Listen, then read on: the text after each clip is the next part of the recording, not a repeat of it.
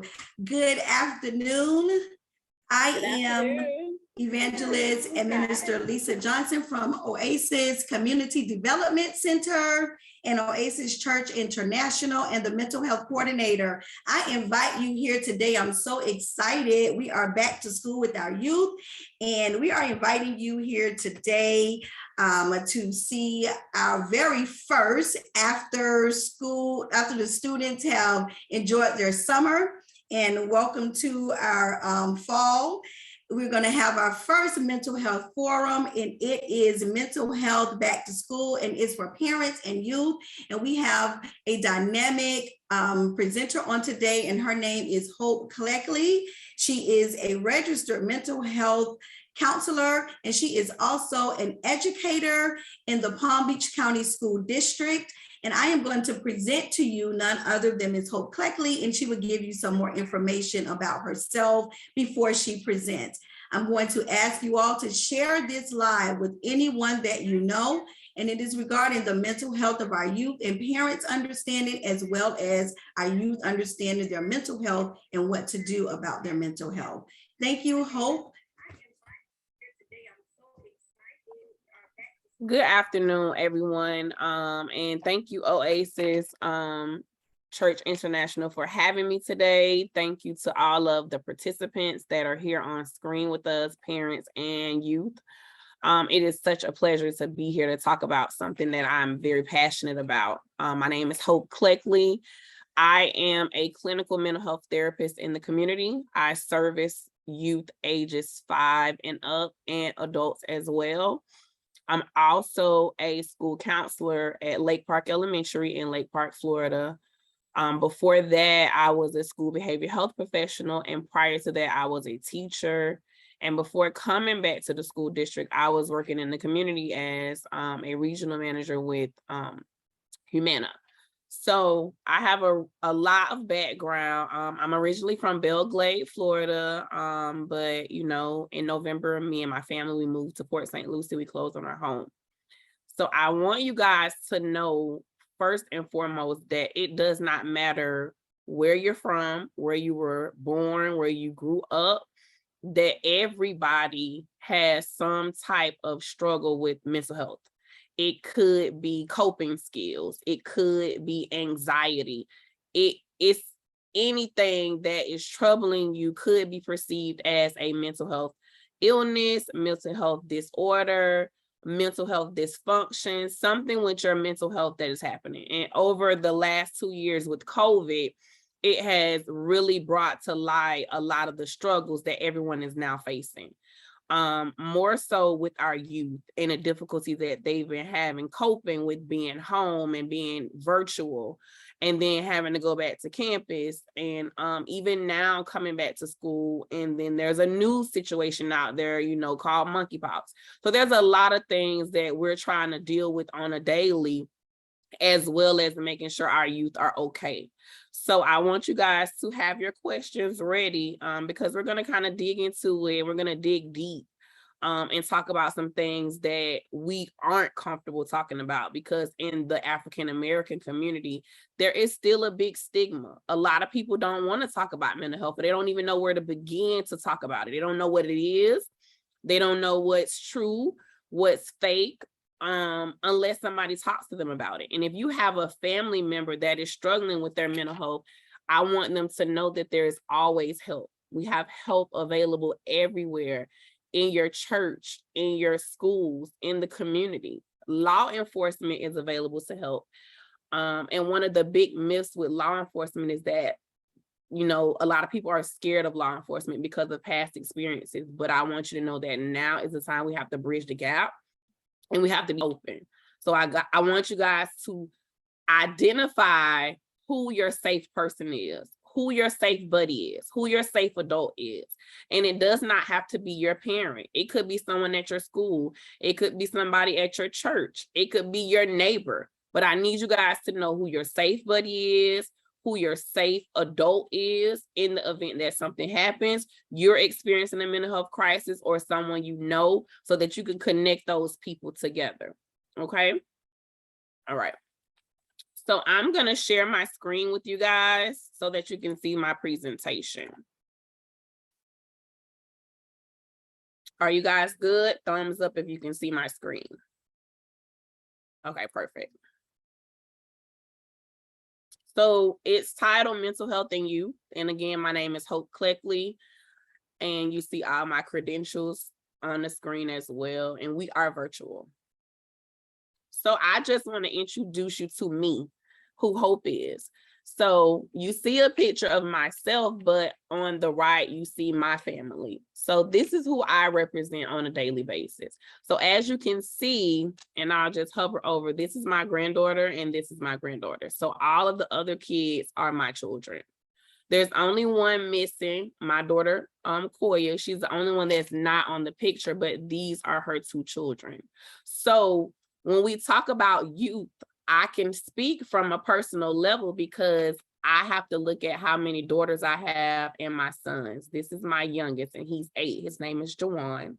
This is Soraya, Johnny, Anaya, Jada, Tasia. This is Taylor, and this is Makari. You know, this is my husband, Johnny.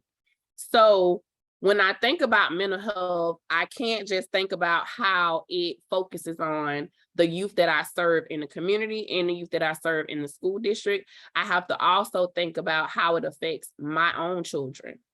So me being a therapist, they know that I kind of go harder on them because my expectations are more. So I want you guys, my participants, I know you guys have a cell phone. I want you to pull up a picture of your mom or your dad or if you're the parent, your child. And I want you to look at your child, you know, the features that you see in that picture. It could be a smile. It could be them crying. It could be them laughing. But I want you to picture that moment. And I want you to take that with you because that is what you see now. And then I want you to think about the moments you don't see, the moments that they're shielding from you. Because right now, as you can see on the portrait, my children are smiling, but they're not always smiling. And our youth are not always smiling and they're not always happy. And sometimes they cover the way that they're feeling with a smile. So you got to be able to discern what's actually happening in their mind without them actually telling you. Because 100% of the time, if you're not their safe place, their safe person, they're not going to open up.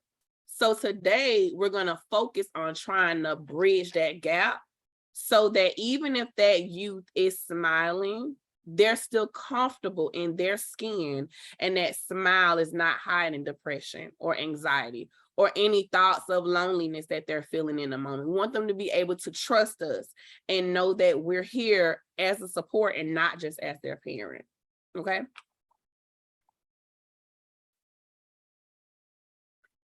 So a question that I have for you is, we're gonna focus on gratitude.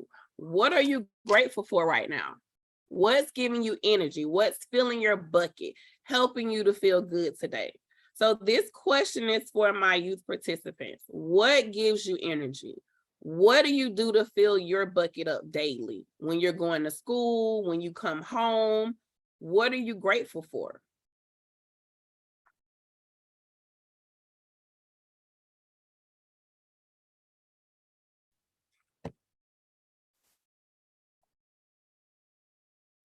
Okay, I do need some youth to participate. So I know I have a youth out there that will let us know what you're grateful for. Austin and Andrea said they're grateful for family. Okay. Anything else? What gives you energy, Austin? Nevaeh says my mother being around me all the time. Okay, music. I like music too. Nevaeh, what kind of music do you like? I would say Afro. Okay. That's my favorite. Yeah. Okay, I'm gonna have to try that. That's not something that I think I've listened to a lot. So I'm gonna have to get into that. Okay. Olivia, what are you grateful for? What makes you feel good? What made you feel good today? Okay, family.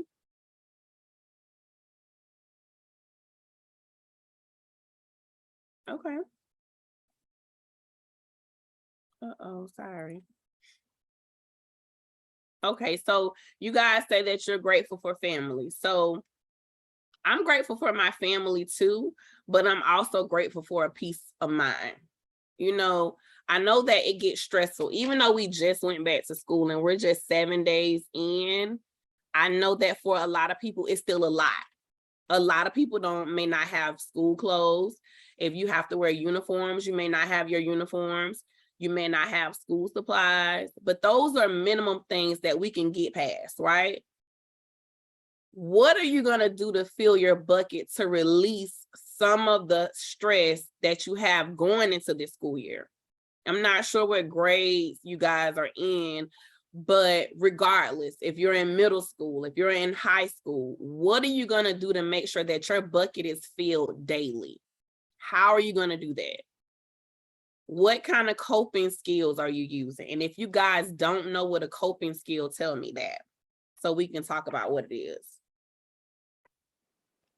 Personally, I like listening to music, and I feel like listening to music whenever I can is a good way to release stress. Okay. I like that. I listen to music too. So one thing that I do, because like I said, I live in Port St. Lucie and I drive to Lake Park, which is in Palm Beach County. So on the ride, my children used to go to school in Palm Beach County. So they would be with me and they would want to listen to the radio. Just like you said, listen to music. But for me, that's my serenity. That's my calming station. So that's me getting ready to prepare myself for the day. So what I do now is I drive to work in silence. A lot of people are not comfortable in silence, but I'm grateful for that moment. So when I say I'm focusing on gratitude, I'm grateful to be able to drive to work in a calming state because I don't know what's ahead. I don't know if God is going to be able to block any dangers in my path in that moment, but I'm praying that that's what's going to happen. So I'm going to be grateful for those moments that I have leading up to me interacting with my students in the morning. Okay. I'm going to be grateful because I can reflect on my day before and what I want my day to look like ahead. Does that make sense to you guys? Do you follow what I'm saying? So I'm filling my bucket with all the things that I'm grateful for going to work. My serenity, which is my silence, my peace that I'm getting on my way to work. You know, I'm not focusing on all the students I may have to see or what I don't have, just on that moment, because we're going to take it steps at a time. You don't want to overload yourself being worried all day. Okay. So say I had an issue the day before, I'm going to take responsibility and I'm going to own it. So whatever happened the day before, if it was me leaving my homework or I didn't bring something to school that the teacher asked, you're going to leave that stuff in the past because the new day is just that, a new day for you to start over. You get a second chance to focus on yourself and your mental health. So a part of balancing your mental health is self-care. So that's a big, big, big thing. So that's going to be a part of you filling your bucket with self-care. That's going to help you feel good. If you can't find something to feel good about, think about something you like. You guys said your family is important. You like listening to music. I know some of you guys like going shopping or going to the mall or hanging out with your friends. And some people may even like reading. Whatever it is that is your thing, it's me. This is what gives me pleasure. It's my self-care. Do that. Practice that every day because that's going to help you fill your bucket. It's going to help you feel grateful for another day. Okay. Okay. I love what Olivia said. She said she write down goals for the day. And then Austin came back and said that he likes video games and basketball. Make sure you're doing those things. Don't stress the mess. Have you guys ever heard that saying? Don't stress the mess. Whatever is not working, you can write down a goal and you can set a plan to work on that to make it work for you. Because at the end of the day, you have to make sure you're okay. And if you're not okay, I need you guys to, again, identify your safe person. It could be a friend. And if that friend is close to Miss Lisa, for example, then that friend can go and say, hey, Miss Lisa, my friend Hope, she's having some problems. She doesn't really know or who her safe person is. So I said, you're my safe person. So I think that maybe us together, we can help my friend identify some of the challenges she's having. That is called building relationships. So the other thing that I want you guys to do is learn to build relationships with the people that you interact with, the people in your community, in your circle. And it doesn't have to be your family. It doesn't have to be your mom. It doesn't have to be the lady at your church. It could be your friend's mom. Whoever that person is that makes you feel comfortable to open up to them, then that's what you do. But don't feel like you have to be with a specific person. It doesn't work like that. It's all on you.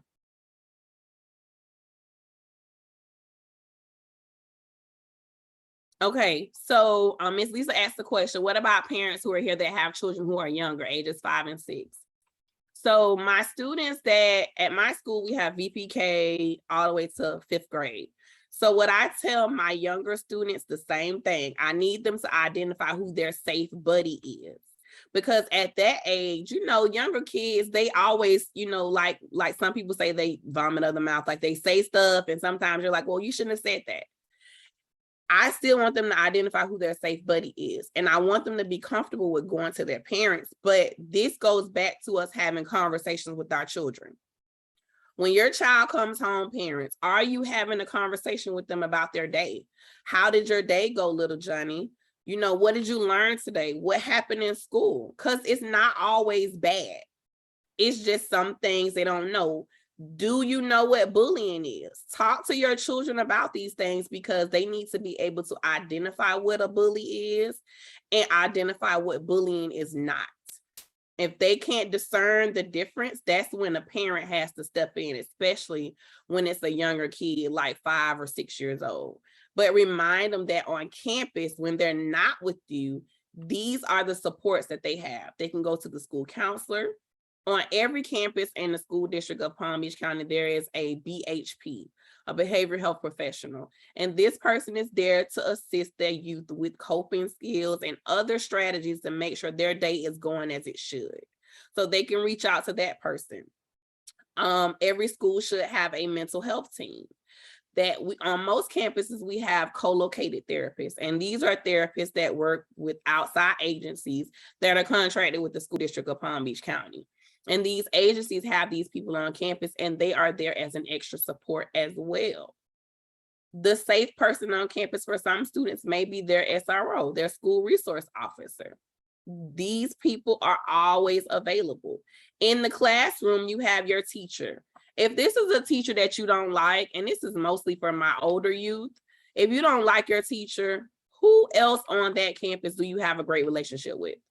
It could have been your 2nd grade teacher and you're in 5th grade. It could be your 8th grade administrator if you're in middle school. It could be the cafeteria lady at your high school because she gives you extra food.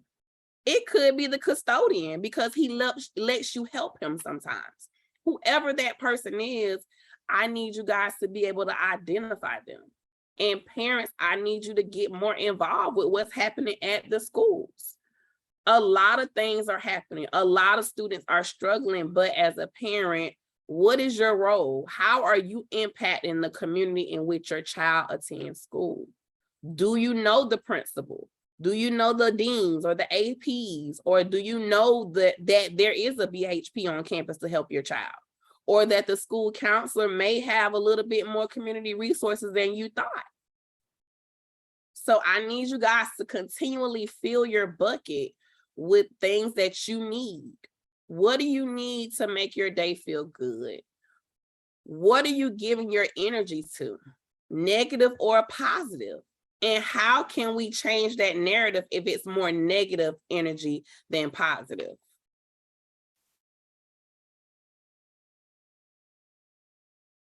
It is also important to have more than one safe person in case your first is not available. 100% true. 100% true. So it is okay to have another safe person. You can have 10. It could be one on every corridor or every hallway. It doesn't matter. There's not a set amount of safe people you should have. You can have however many you feel is appropriate for you. It could be someone, it could be a couple of people at your church, at your after school program, at your school, in your community, where your friends live, at your grandparents' house, in another state, somebody you talk to when you're playing video games. Whoever that person is, just be able to identify who those people are in your circle. And parents, get to know your children, because if you don't know who these safe people are for your kids, or who your children's friends are, how can you support them more or know what's happening in their life? If they're getting bad energy, if they're getting positive energy, and promote that. Okay. So some of the things we're going to learn about today is we're going to define what mental health is. We're going to discuss some myths and facts. We're going to discuss recovery, discuss coping skills and strategies you can use in the community, some community resources, questions, and I have a video that I really want to show you guys. But I'm not really sure I am, because it's a little on the uppity side. I'm gonna show you a little clip of it. How many of you guys know who Kevin Gates is? Raise your hand if you know Kevin Gates. Okay, so Kevin Gates is somebody who has been really open with talking about his struggles with mental health and, you know, how it's made him feel. So I know a lot of youth listen to him and they kind of, you know, sometimes they miss what he's really talking about. But in this little piece of a clip that I'm going to show you really quick before we start, he kind of goes into detail about some of the struggles he's had with his own mental health and how he felt at some point he felt suicidal. Okay. So this may trigger some feelings for some people. So if it does, I do want you to practice self-care. And if you feel like you need to take a moment and step back, I want you to do that too. But know that we're here to support you throughout this process. But I just want to give you a glimpse into it.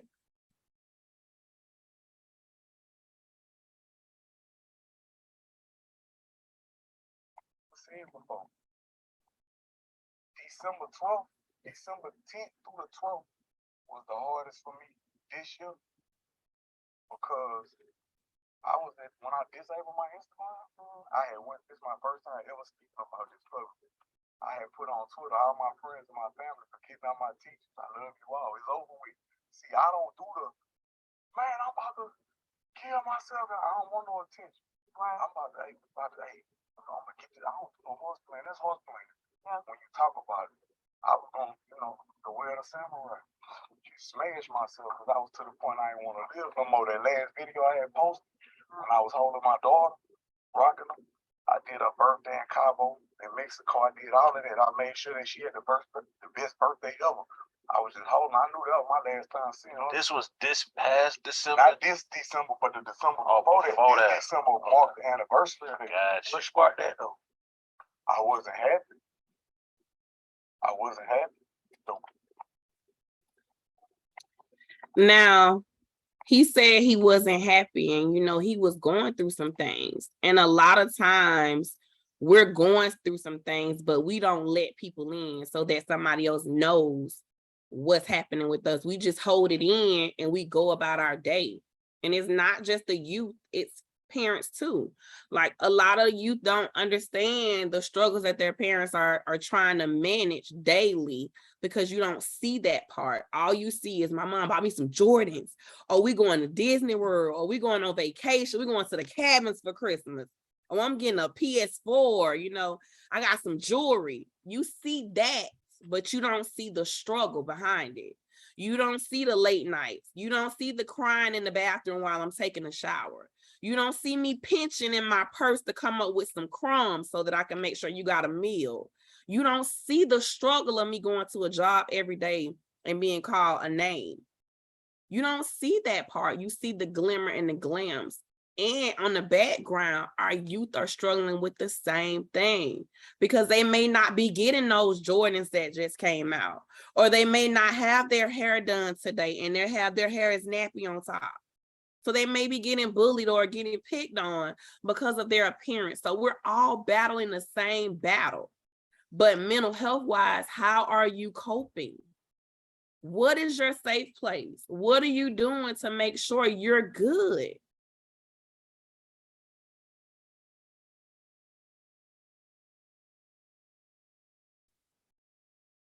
Destiny, you raised your hand. Did you have a question? I'm sorry.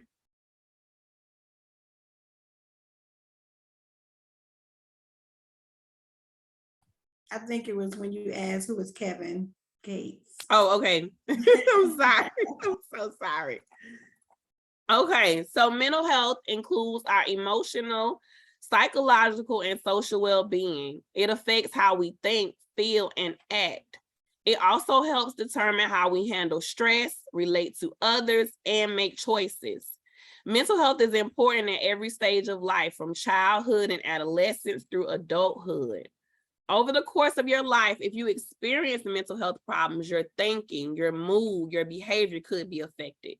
Many factors contribute to mental health problems, including biological factors such as gene and brain chemistry, life experiences such as trauma or abuse, family history of mental health problems. Mental health problems are common, but help is always available. People with mental health problems can get better and many recover completely. But a lot of people don't realize that. It's not a one and done. It's not a I'm depressed and that's it, the world is over.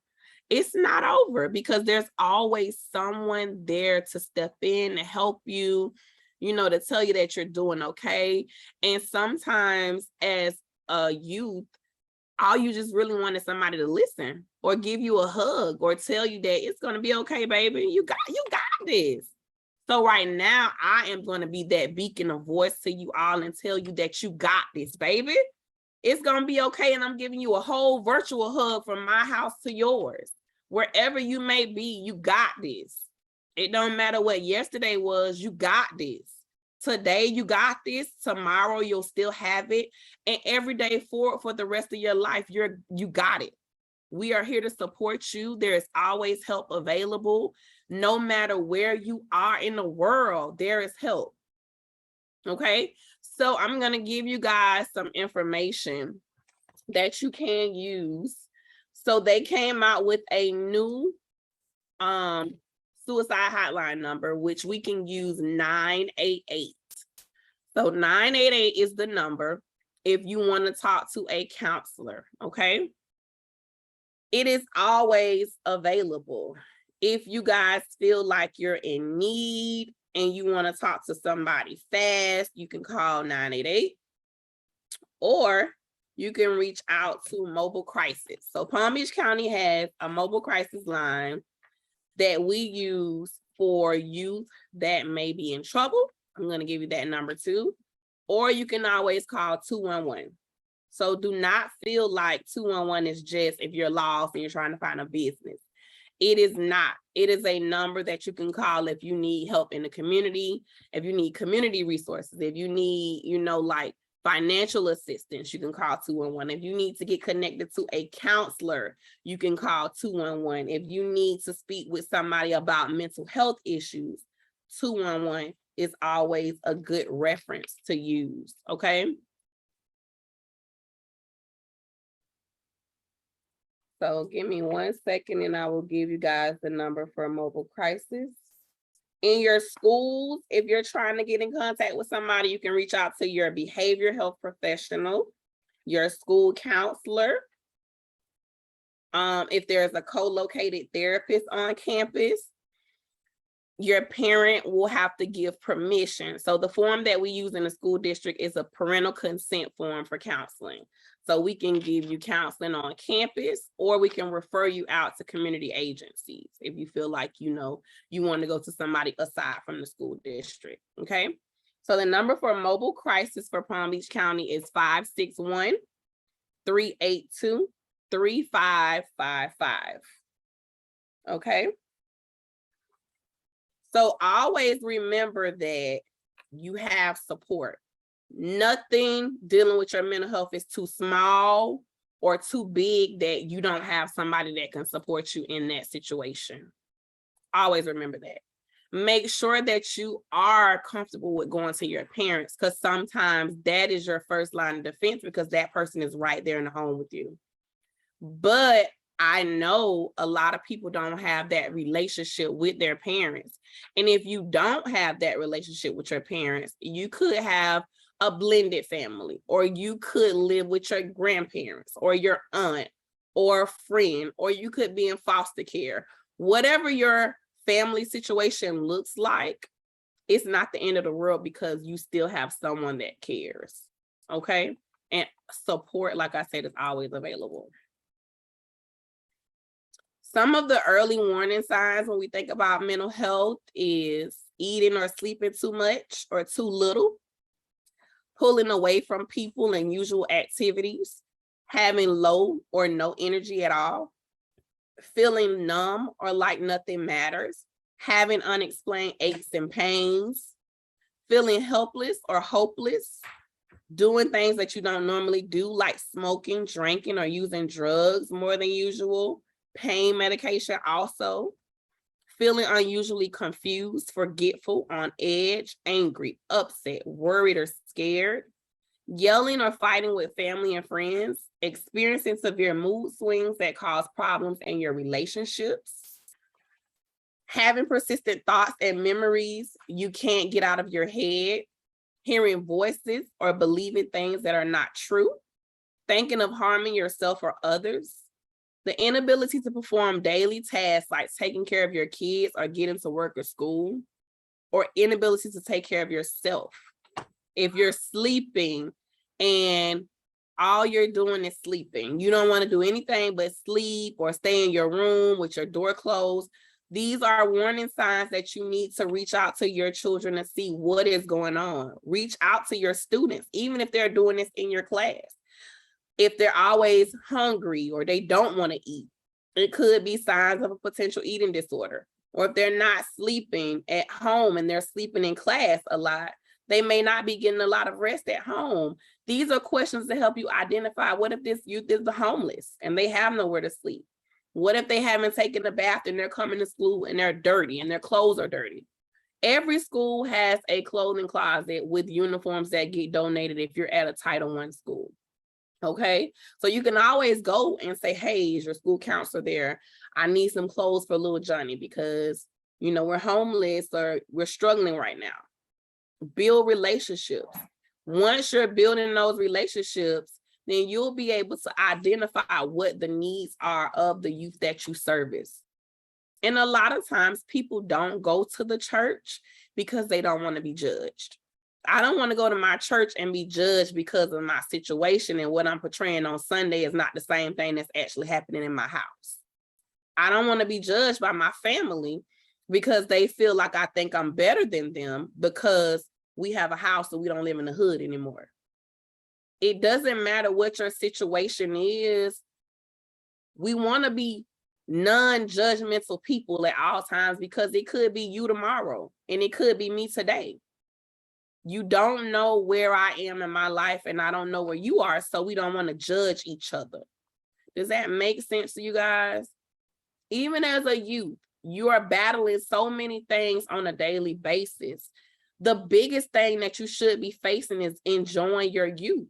Enjoy life. Practice self-care. Do not let any of the nominal things that you should be thinking about be because you're thinking about, oh, how we're going to have our lights on next month, or what are we going to eat? Talk to somebody, be open, share your feelings, share your thoughts. If you are having any of these warning signs, please reach out to somebody to support you with that. We are always here. We are in this together at all times. Myth versus a fact. A myth. Mental health problems don't affect me. Fact. Mental health problems are actually very common.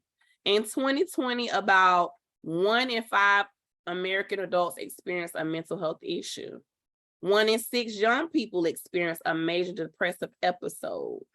1 in 20 Americans live with a serious mental illness, such as schizophrenia or major depression. Myth. Children don't experience mental health problems. Fact. Even very young children may show early warning signs of mental health concerns. These mental health problems are often clinically diagnosable and can be a product of the interaction of biological, psychological, and social factors. Half of all mental health disorders show first signs before a person turns 14 years old, and 3/4 of mental health disorders begin before age 24. Okay, very, very important information.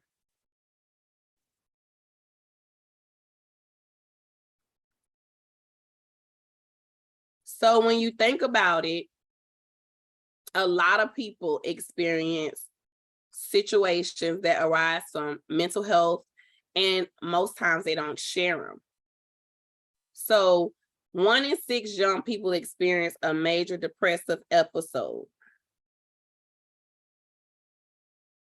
Does anybody know what that means? Any of my youth, have you ever heard of the term depressive episode?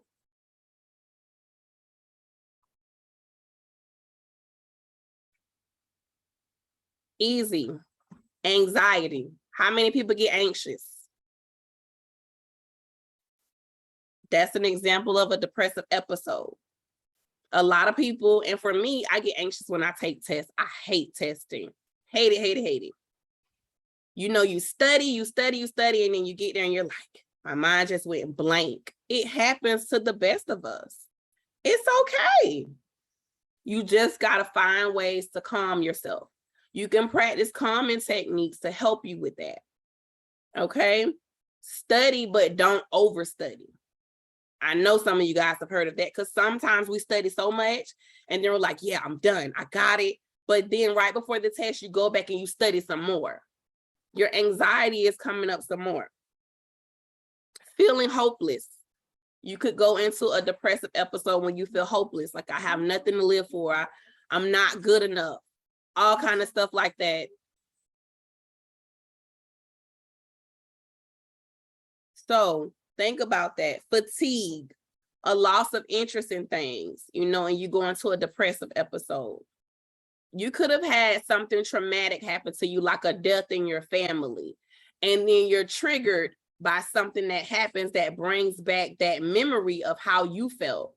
You know, my friend lost her mom, and every time around the same time of year that her mom passed away, she goes into this depressive episode because she's having flashbacks of finding her mom deceased in the home, or she's seeing, you know, how her mom looked, or somebody else had a death and it triggered that memory for her. So there are a lot of different things that can send you into a depressive episode, okay? Unfortunately, only half of children and adolescents with diagnosable mental health problems receive the treatment they need. Early mental health support can help a child before problems interfere with other developmental needs. Myth: people with mental health problems are violent and unpredictable. How many people have heard that? Oh, she just crazy. That's the crazy lady. She crazy. She don't worry, but you don't mess with her because she'll hurt you. People with mental health disorders are more likely to harm themselves than others. That is 100% a myth. Nobody that's having a mental health crisis is gonna just come up to you and just hurt you, okay? If you go up to them and they feel like they may be in harm, they might hurt you, but just outright doing it, yeah, definitely a myth. Fact: the vast majority of people with mental health problems are no more likely to be violent than anyone else. Most people with mental illness are not violent, and only 3 to 5% of violent acts can be attributed to individuals living with a serious mental illness. In fact, people with severe illnesses are over 10 times more likely to be victims of violent crime than the general population. You probably know someone with a mental health problem and don't even realize it, because many people with mental health problems are highly active and productive members of our communities. There are people that are living with mental health problems that do every job you can think of, and they're functioning, okay? I used to tell all of my friends that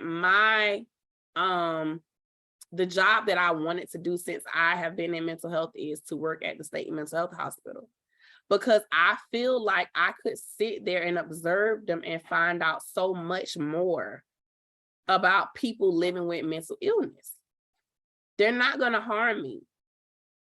Half of them probably don't even know where they are in the world in that place. But the average person wouldn't say they would go work at a mental health hospital because they would be scared, like, oh my God, those people are crazy. They're going to hurt you. They're going to fight you and beat you. And it's based off a lot of things of what they see in movies and on, social media, nothing specifically that they've seen and witnessed from working with that type of population. Okay, so we have to open our minds up when we think about mental illness and mental health. Myth: personality weakness or character flaws cause mental health problems. People with mental health problems can snap out of it if they try hard enough. So I'm losing it. I'm in a mental health crisis and I could just say, hi, I'm back. You didn't miss me. I didn't go anywhere. It doesn't work like that. If you're having a deep mental health crisis episode, you're not going to snap your fingers and the person is going to be fine. It is going to take time and counseling and treatment, and depending on the type of mental health illness the person has, they may also need medication. But I can't tell you that. You have to go and find out for yourself. You got to go seek treatment, because what your treatment plan is going to look like is going to be different than your friends or your cousins or your uncle who's been suffering with mental illness since he was 25. Everybody's treatment plan is going to be different.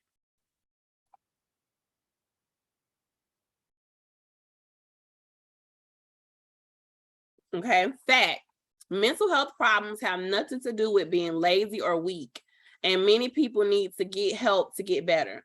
Many factors contribute to mental health problems, including biological factors such as genes, physical illness, injury, or brain chemistry, life experiences such as trauma or a history of abuse, family history of mental health problems. People with mental health problems can get better and many recover completely. Okay, so let's look at that. Family history of mental health problems. This is when you need to talk to your families to find out their medical history. Does anyone in your family have any mental health problems? Did your grandmother have any mental health problems? Is there any history of abuse or neglect or trauma in your family that can contribute to you having mental health problems the older you get? Is it something that has been undiagnosed? Is your family self-medicating without medication? Meaning you're just going through the motions. Whenever you have an episode, you just turn the other cheek and say, it'll be okay. I'm gonna just pray about it and they're gonna be fine. It doesn't work like that a lot of times. You can pray. I'm definitely telling you to pray about it, but you also need to seek medical help if it's getting to the point that you cannot control what's happening to you in your home or in the community. If your child is experiencing anything that relates to being a mental health problem, take your child to see a doctor, someone who deals with it specifically. You can start out with your pediatrician. We are always referring our families back. Go see your pediatrician and see what's going on. They can help you get to the right person that you need. If it's something neurological that's going on, they can give you a referral to go see your neurologist or whoever you need to see to help you figure out what's happening to your child. Life experiences. If you're in a bad situation, get out. It is not that easy to say and do. It doesn't work like that. I could tell you all day, if you're in a bad situation and you're in an abusive situation, go get help, girl. Get out of there. Get your children out of there. They don't need to be seeing it. But you still have to want it. You have to want it for your children and for yourself. There is help to help everybody. And once you take that step, you can then also get help for your whole family. But it starts at home. If there's something happening regarding trauma, abuse in your home, and I'm speaking directly to our youth. Go and tell someone. There's this big saying that has been, and I'm speaking about the African-American community because I'm African-American, and I know this is happening in my upbringing, where you're being told that what happens in your house stays in your house. I hear you, but at the same time, if it is something and you need help, I don't care what's happening in your house, you go tell somebody, because no one can help you if they don't know how to help you or that there is a problem. It is not always the what happened here stays here. Stop telling your kids that. Change the narrative. Tell them to go get help, because guess what? Them going to get help may save you from that traumatic situation you're in. Your child may be the voice that you need to get you some help, because mentally you are messed up, especially if that's been happening for a long period of time. Okay?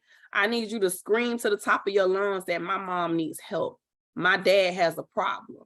We need some support. Myth versus fact. There is no hope for people with mental health problems. Once a friend or family member develops mental health problems, he or she will never recover. Myth. Recovery is always available. It is not the end if you find out your friend has a mental health problem. Do not stop being that person's friend, whether you're a youth or an adult, because guess what? You might be the only support that has kept pushing them this far. You are the reason why I come to school every day, because I know I'm going to see my friend Austin. You are the reason that I'm still participating in volleyball, because Nevaeh was the first person I met on the team. You never know what your presence is to another youth or to a youth as an adult. We gotta make those connections. It's all about building relationships with people. Studies show that people with mental health problems get better and many recover completely. Recovery refers to the process in which people are able to live, work, learn, and participate fully in their communities. There are more treatment, services, and community support systems than ever before, and they work. The governor has passed a bill in the state of Florida so that mental health is getting prioritized. It is at the top of the list across the country. It is being talked about more than it has ever in life. So many more people know what mental health is just because it's being advertised. The sad part about it is that there have been some very traumatic events that have happened to bring mental health to the forefront, but we don't want it to ever leave. We want it to stay here. We want people to know what it is and be able to identify it with their eyes closed. We want you to share about it with your friends, okay? Make sure you let them know that I support you. I'm here for you. We're in this together. Myth. Therapy and self-help are a waste of time. Why bother when you could just take a pill? That is never the answer. Therapy and self-help, self-care are pivotal to you being a positive person in your community. Pivotal to you learning in a positive environment. Because guess what? You may not have a licensed therapist that you're seeing, but you may go talk to your teacher every single day for an hour. She's giving you some self-care right there. That is your time to vent what's happening to you. And that is her time to give you some support strategies to help you make it through your day. It could be something as simple as a check-in, check-out system. Check in every day, check out every afternoon. This is a goal that I'm going to start with. So with my students, I always tell them, what is your goal for today? Tell me 3 things you can do to make your day go well. And at the end of the day, we can recap on those 3 things. And if you only got one thing accomplished, guess what? You still did a good thing, because you didn't give up and say, forget it. I didn't get anything done. It's okay, whatever. You still stuck to one of the 3 goals you made for the day.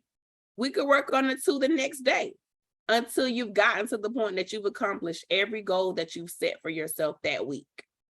And then you start fresh with a new set of goals for the next week and the next week and so on and so forth. Fact. Treatment for mental health problems varies depending on the individual and could include medication, therapy, or both. Many individuals work with a support system during the healing and recovery process. Fact. Treatment varies. Like I said before, my treatment plan and your treatment plan will always look different because our needs are different. If I'm a person that's on drugs and I go to drug rehab, but while I'm in drug rehab, I'm also getting therapy for my mental health versus you going to therapy just for mental health, our goals are going to be different for our treatment because our needs are different. Just like your needs in the schools are different for each child. That child might have an IEP. And for families that don't know what IEP is, that's an individualized education plan. So you may need a little extra support because you're not intellectually there. So we're going to put some supports and some accommodations in place for you, okay? It could be for behavior that you need some extra support. You may be a kid that has ADHD and you struggle with being in your seat for a long period of time. So some of your accommodations may be to give you breaks or to take you out of the class and, you know, walk around and let you get up and jump up and down for 5 minutes and come back into the class. You may be a kid that needs the thing when you're taking the iReady test or any kind of test on the computer. You may need headphones and you may need the computer to talk to you or read the questions to you. That may be an extra accommodation that you need, but you got to be able to identify what your children need. If your child needs a 504 plan, you need to go talk to your school ESC coordinator. Find out what your child's needs are. What are their weaknesses? What are they struggling with in class? Talk to their teachers weekly. Some teachers use Remind. Some teachers use other programs. So find out what kind of system your teachers have in place to communicate with their parents and make sure you go sign up. The biggest thing that I want parents to do, stop blocking the school district's phone number from your phone. Because when we are calling, and we're not always calling to give you bad news, but stop blocking the calls. And then we're like, dang, we've been calling this lady for 2 years and we never get her.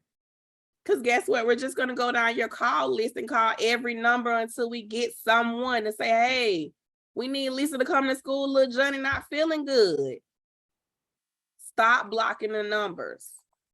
And you know, you guys know I'm not lying. That is like, I hate calling a parent and I can't get them. And then when I see you in the car pickup, you're like, oh girl, I blocked that number. No, ma'am, it's not okay. Myth, prevention doesn't work. It is impossible to prevent mental illnesses. Fact, prevention of mental, emotional, and behavior disorders focuses on addressing known risk factors, such as exposure to trauma that can affect the chances that children, youth, and young adults will develop mental health problems. Promoting the social, emotional well-being of children and youth leads to higher overall productivity, better educational outcomes, lower crime rates, stronger economies, lower healthcare costs, improved quality of life, increased lifespan, improved family life. Prevention works. It works at all areas. In school, we teach about social emotional learning. We teach children how to identify behaviors. We teach them how to identify bullying, what it is, what it is not. We talk about suicide. We talk about all of these risk factors, you know, things that are happening in their communities every day, real life situations, because we want them to know about it and not just get exposure from social media and take that to be the word or their Bible. Because a lot of kids, what they see on social media, it is the Bible. It is unspoken truth, and nobody can tell me different. And that is not true.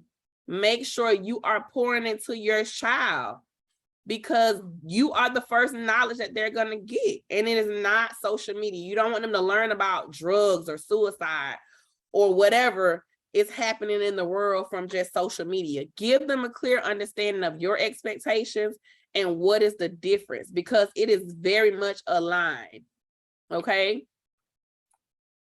What is recovery? Recovery from mental disorders and or substance abuse disorder is a process of change through which individuals improve their health and wellness, live a self-directed life, strive to achieve their full potential, develop a recovery plan also. If you're struggling with a mental health problem, you may want to develop a written recovery plan.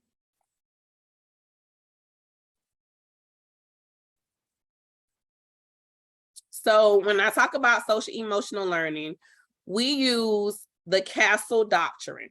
And this is an example of what SEL framework looks like in the community, families and caregivers, schools and classrooms. So social emotional learning is centered around self-awareness, self-management, responsible decision-making, relationship skills, social awareness.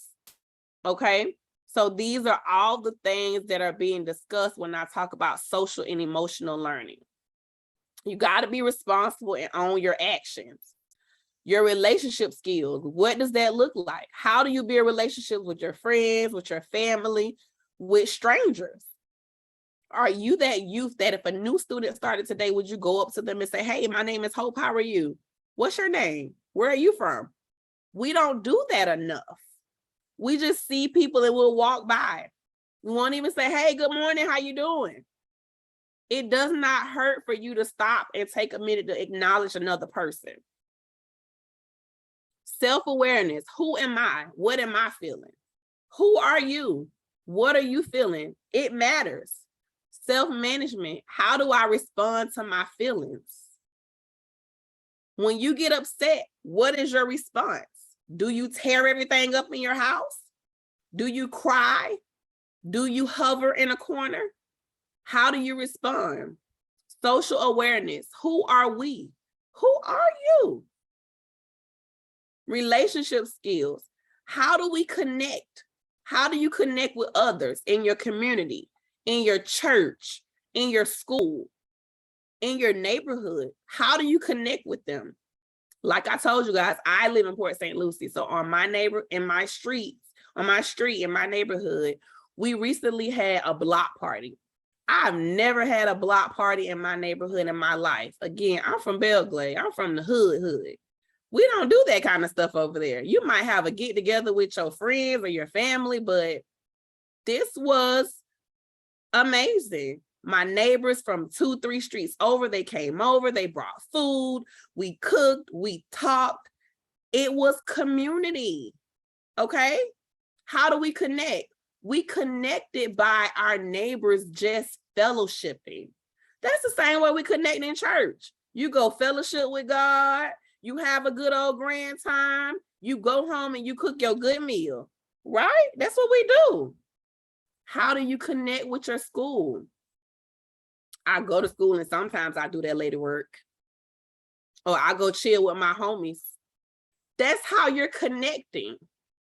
But what are you getting out of that relationship other than just the education? Okay? We got to dig deeper. That is the goal, to dig deeper. How do our choices impact ourselves and others? Responsible decision making. We got to analyze. The choices that you make impact everybody, okay? If you go into Miss Johnson's class and you tear her class up because you saw the TikTok challenge of the devious licks, okay? Oh yeah, I know y'all looking like, oh, here she go. Oh yeah, the devious licks challenge. You go tear up these people's school and you get caught, you on camera. And they done called Miss Smith and said, yeah, we saw Austin on the camera. He done pulled the toilet out of the boys' bathroom into the middle of the main hallway. So now we're going to send you the bill for Austin doing the devious lick challenge that he saw on TikTok. Miss Smith don't want to hear that because she like, I'm not paying nothing, right? Who is responsible? How did your choice to go and participate in the devious lick challenge affect your school and your family? And now everybody's talking about you because you done made the Channel 5 news. And then the church, they saying, girl, did you see Andrea's son on TV last night? He just got in trouble. Our actions affect everybody. And if you don't want to be the center of attention for doing something bad, then think about your actions. Change your environment. Change the people that you're hanging out with, because boo-boo them, they might not be the best good friends to have in school because they like to skip school and they like to go in class and don't do their work. But Kareem over here, he doing all he could do to be the best student in the class. You think he the teacher's pet, but guess what? Kareem is not doing anything bad, and Kareem trying to get you to come on this side. Come on, Austin, come hang with us. We're the cool kids. We have good time, but we get our work done also. Okay? Coping skills. Make an appointment to have an evaluation completed if you feel like your child is having some mental health issues. It is okay. If you don't know where to go, reach out to the supports in your school. Talk to the school counselor, the BHP, the co-locator. Go talk to the principal. He may be able to steer you back to those same people. Stick to a treatment plan. If you go and have your child evaluated and they tell you these are the next recommendations we have for you, the next steps, stick to that plan, even if your child starts to feel better. Or if the doctor prescribes medication, don't stop going to the doctor or taking the medication without the doctor's guidance and support. And if your child starts taking medication, let the school know so they can monitor the behavior and report back, hey, you said little Johnny took the medication at 7 o'clock. Well, little Johnny is groggy, he's sleepy. So you may want to go back and talk to that doctor because the medication is making little Johnny sleepy. So I can't get him up. Or if by 12 o'clock the medication has worn off, that teacher can tell you these things, but it has to be a relationship there for the teacher to know that they should be monitoring little Johnny. Okay? Keep your primary physician updated. Okay? Learn about the disorder. If you've not been diagnosed, speak with a professional. Do not go talk to your neighbor who the hood chick that thinks she knows how to diagnose somebody.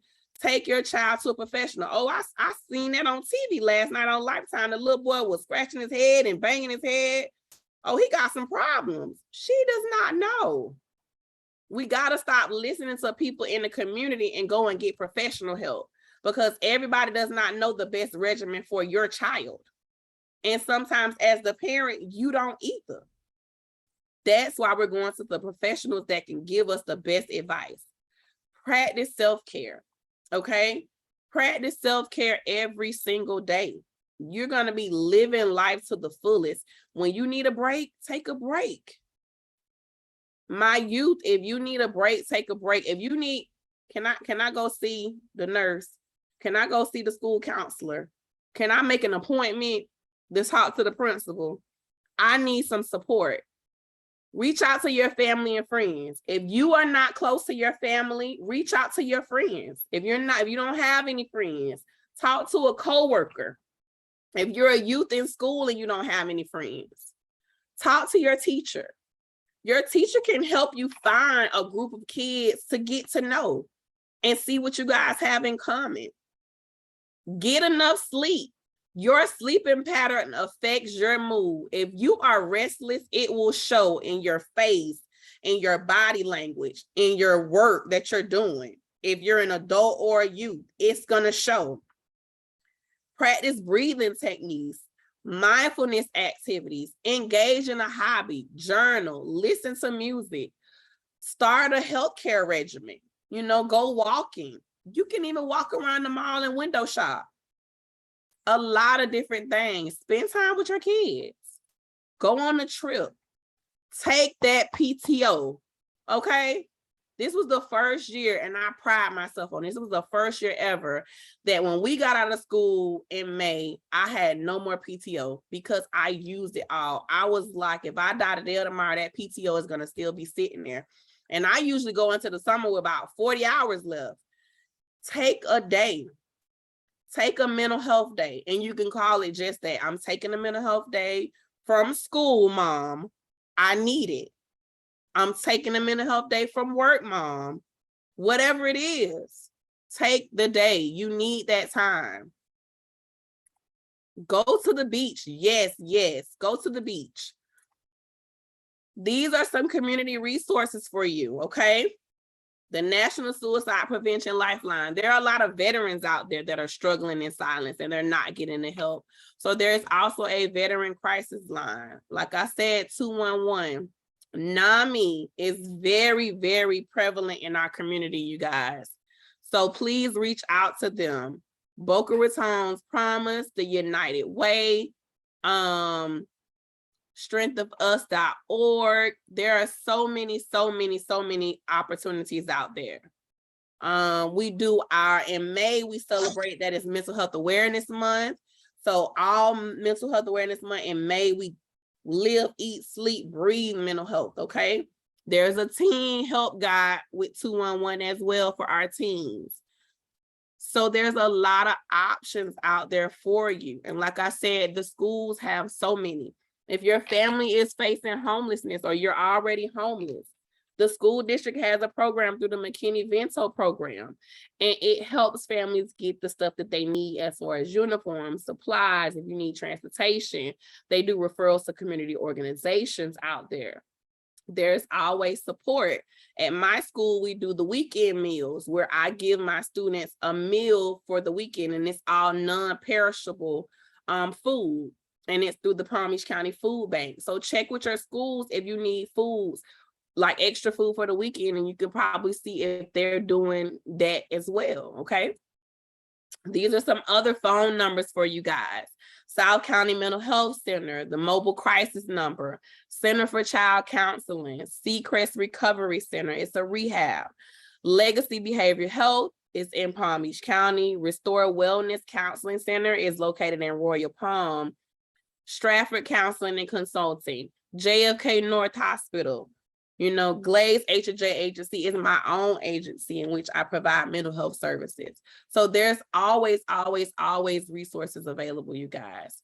Check with some of the fraternities and sororities in the area. They offer support. The National Coalition of 100 Black Women, they provide support to Black and brown girls, you know, in the community. They service the area. There's a chapter in South Palm Beach County, and there's also one in West Palm. There's so much help out here for you guys. You just have to reach out or be willing to take the next initiative. You know what I'm saying? Do you guys have any questions, comments, concerns, anything you want to share, anything you did not like, you love, whatever it is, this is your moment to speak your piece. The floor is open. Austin, Nevaeh, you guys, thank you so much for being my examples. None of this happened with these kids. They were just names that I saw on my screen, and I just used them when I was talking. So you guys are such a great sport.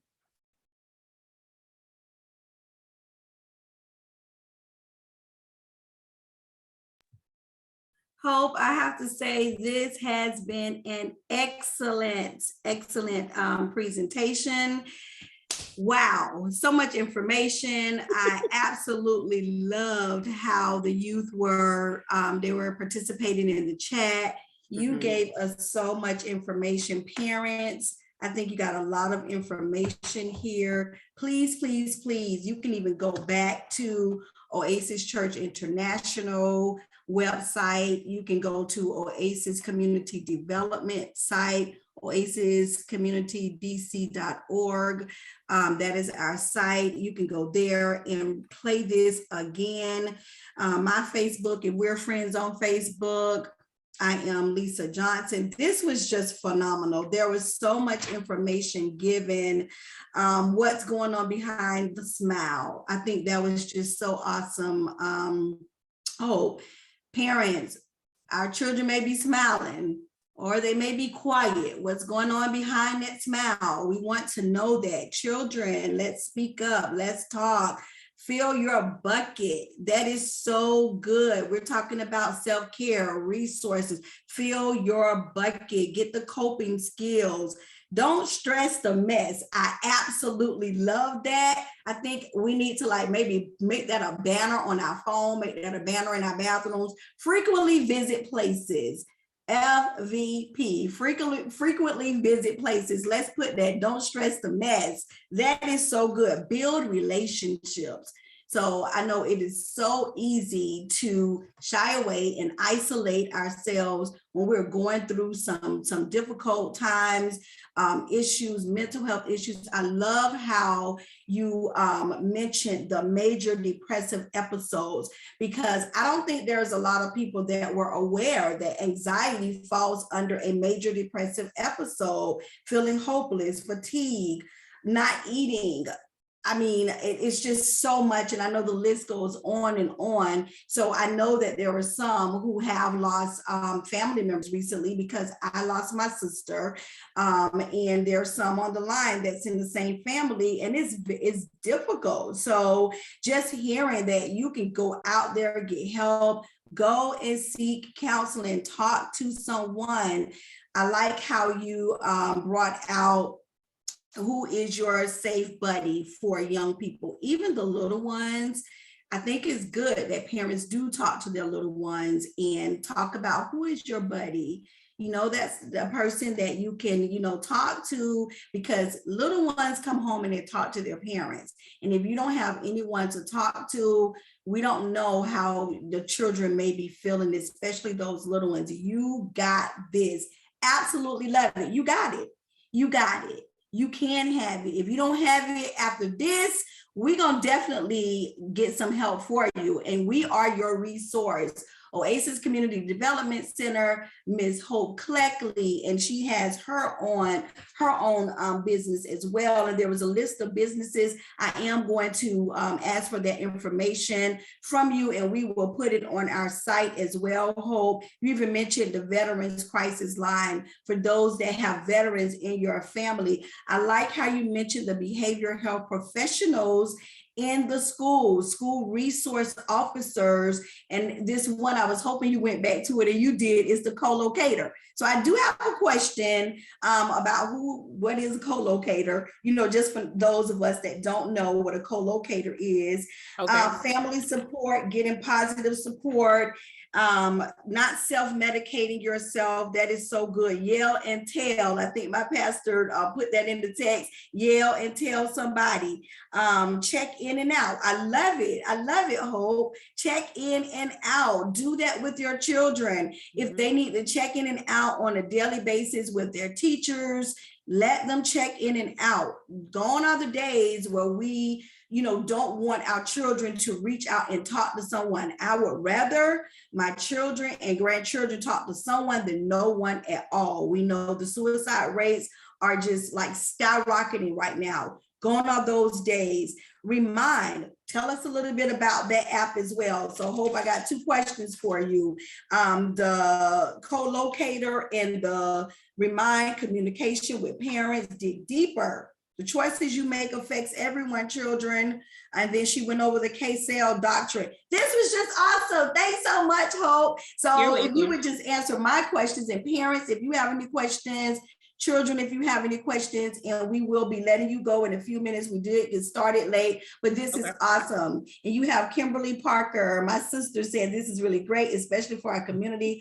Oftentimes our family just tell people to pray. Absolutely. This is the ultimate, along with having a supportive outlet. So yes, so absolutely. Co-located therapists are on the campus in most of the schools in Palm Beach County. So all of those are therapists that they work for an agency in the community, but they're housed on a school campus. Okay. So most of the time, if I receive, so I'll just use my school. So if I receive a referral from a teacher saying, hey, Juwan needs some services because he's struggling with coming to school late a lot, or he's tardy, or he's absent, period. Okay. So I can send a referral to my co-located therapist, say, hey, how about we meet with Juwan to see what some of the struggles he's having so we can get him to school on time. That is going to also involve meeting with the parent to also get some background information to see, hey, what's going on? Mom could have had her car lost. You know, she could have had an accident, no longer have a car. She could be homeless. You know, there are a lot of factors that we can help figure that out together. So that's what we refer our students to, our co-located therapists. If there is a co-located therapist on the campus, they have a caseload. So they see anywhere between, I think, 16 or 22 students at a time, and they're all allowed 12 sessions. And so you don't have to actually go and take them in the community. They can see the child on campus once a week. Awesome. So it's a really good service to have. Remind app. A lot of teachers use the Remind app, and it's just an app to be able to chat with parents about what's going on with their student. So some people use Class Dojo, some people use Remind, some people just text parents. It just depends on the preference. But I would say make sure you have some kind of contact with your child's teacher. My children go to school in St. Lucie County this year. So as an educator, I was calling school like, hey, can you give me the teacher's email? So I email and I tell them, hey, this is my cell phone number. I'm a school counselor, so sometimes I might be in the class teacher, or I may be around the campus, you know, doing different things or groups with students. So call me or text me. That's better than emailing me because I'm not available. And some teachers tell me, hey, I'm available after this time because my students are gone, my duty is done, and I'm free. So it's just all about communicating with the teachers, like what is the best way to contact you. Some teachers also set up a Google Voice number. So they don't want to give out their personal number. They'll set up a Google Voice number and it'll come directly to their cell phone, but it's just a number that hides their original number. So there's multiple ways to keep in contact. Awesome, awesome. That is very good information. Tamara said, thank you for stressing the importance of self-care. This is a parent. Most of the older kids think that they're invincible and don't need less than self-care. That's so important, but they have so much on their plates, and this is vital for them to succeed and keep their minds clear. So thank you so much for stressing that as well. You're welcome. Students go to bed. Parents need to also know that on the elementary, middle, and high school level, we are tasked, because it is from the governor, that we have to talk about mental health in the schools. We have to talk about substance use in the school. So this is something that came out as a result of the Marjorie Stoneman Douglas traumatic incident that happened at their school. So now we have to talk about these things. So kids in grades K through 12 are getting this exposure. It is a part of their curriculum once a year. So we are having these discussions, and we are doing social emotional learning on every level with these students. So we're constantly feeding into them how important it is to know about your mental health and practice self-care. Excellent. Excellent. Thank you so much, Hope. You're welcome. If you have any students that would like to ask a question or even thank Ms. Hope, have just a comment. Students.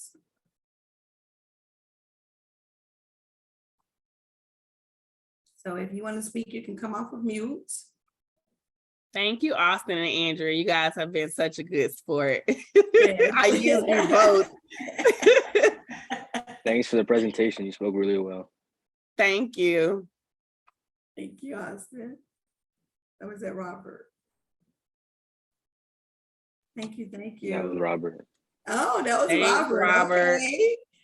All right, that's our pastor's nephew. So thank you so much. I just like to also just make mention again that this information is here. We also have a young a lady here by the name of Cheryl. She hosted this huge backpack along with Councilperson Douglas Lawson in the city of Riviera Beach with Sincere 2000. And Cheryl, if you would just, do you mind just speaking just a couple, like a minute about your organization, just as a resource as well.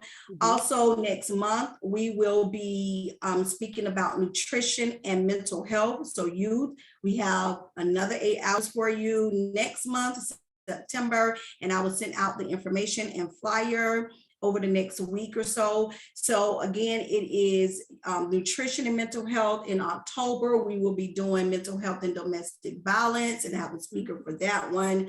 I also want to get Cheryl in. I have some sorority sisters. I believe her information was listed up there as well. Stafford Counseling, Katie Stafford. So yes, we have so many resources. Oasis Community Development Center was just partnering with a local church in Lake Worth, which I spoke about the church and mental health.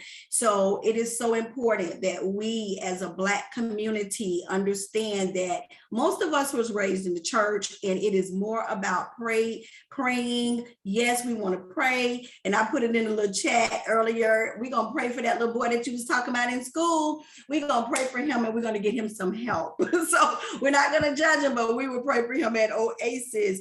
NAMI of Palm Beach County. Most of you know that I stand on the board as the vice president there. We are in the community, and NAMI has a grant and has a grant that has hired a diversity and inclusion coordinator that is going to most of the churches. If she can get to all of them, she will, in the Black community, to talk about mental health and the resources that NAMI provides, and it is free. So that's another resource that's available on August 26th and 27th. I would say primarily August 27th, we will be at the Tabernacle Missionary Baptist Church in West Palm Beach, Florida. NAMI will be presenting along with the faith-based leaders, some faith-based leaders and mental health professionals.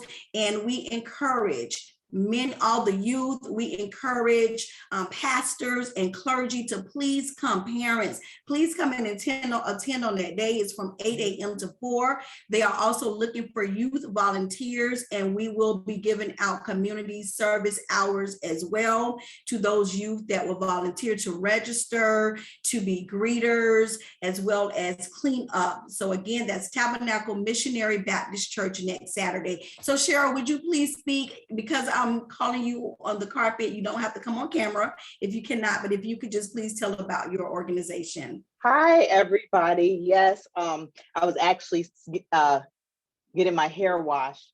So I'm done with that now. So I can't come on camera, but I can tell you that it has been amazing just listening to you all for the part I was able to get in on. Our foundation is Sincere 2000 Foundation.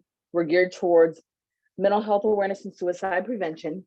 We lost our 17-year-old in 2018 to suicide. So what we do is we have a lot of different events that gear towards raising awareness, intervention, prevention, and letting people know that it's okay not to be okay, letting the youth know that if you are not feeling okay, that it's all right to speak out and tell somebody, but the most important thing is just allowing others to know that we are here for them. There are resources that are available.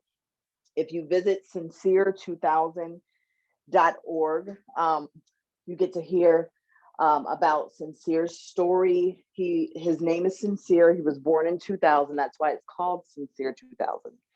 But what we do is we want to make sure that no other family has to go through, what we went through.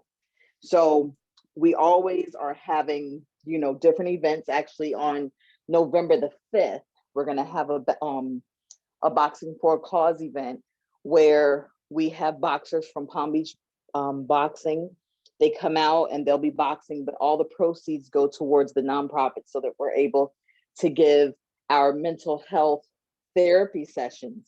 Because if people call us and they're unable to pay for their session, we have 7 to 8, and actually a little bit more, of licensed doctors and therapists that are on hand that we will assist with payments. Some of them do their stuff pro bono. So we have a lot of resources for our youth, families, and community. That is awesome. Thank you so much, Cheryl. And it's my sincere condolences for what your family, you and your family have experienced. But I have to say that you have taken your pain and you have really turned it into much gain for the community. And I so appreciate that. I also like to say a big big thank you to my pastor of Oasis Church International. She's my pastor, she's my friend, and we have come together since 2018, to start this mental health awareness for our community. And we have our 501c3 Oasis Community Development Center. We have a great mentorship program, and we are always providing resources, tools, and information and awareness to the community. So a big thank you so much for allowing us this opportunity. And we look forward to partnering with all of you so we can just help our community. The stigma, I believe, is like gone by now, but we still got a lot of work in the Black community. So thank you, guests. Thank you, parents. Thank you, children. You all have been wonderful. Thank you, Cheryl, for at least being able to get on. And a big thank you to Hope. Thank you so much. For those of you that may be watching and even wondering, what about the event that we were going to have in May? It was right around the time that I lost my sister, so we had to cancel that. It would be, Hope was one of our speakers. It would be in March, and we will be getting that information to you as well. It would be in March, and this was a huge event that we were having for parents and students regarding mental health, a live event. So we're praying that we will be able to come live in the month of March and bring in all the speakers that we had before. So take care of your mental health, youth and parents. Yell and tell, check in, check out. All right. And don't forget to fill your buckets. Have a great day.